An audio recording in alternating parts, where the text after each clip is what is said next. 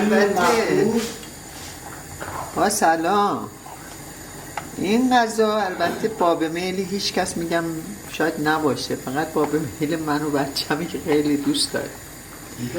برنج با شیر به اندازه هم عین کته‌ای که میذاریم به اندازه‌ای که روغن چیز میریزیم، آب میریزیم، شیر میریزم، بعد کشمش رو سرخ میکنم. غذای بسیار ساده ایه.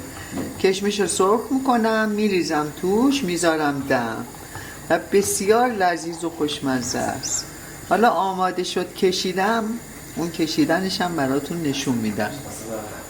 میدونم رفتش. برای اینکه شیرتون سر نره، بالاخره نمیتونین تمام مدت سر قابلمه وایسید.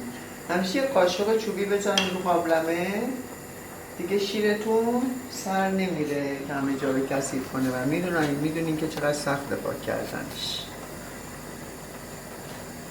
آبش که کشید، کشمشی که سرخ کردم میریزم و همینطوری که میبینید اینجوری مثل خانوما بلدن دم کنی رو میذارم.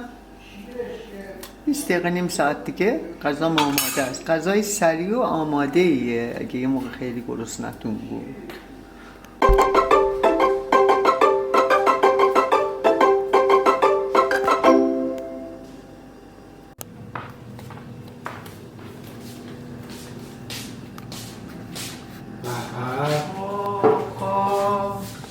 باز کنیم ببینیم. به به به به به به، بکشیم بخوریم و لذت ببریم.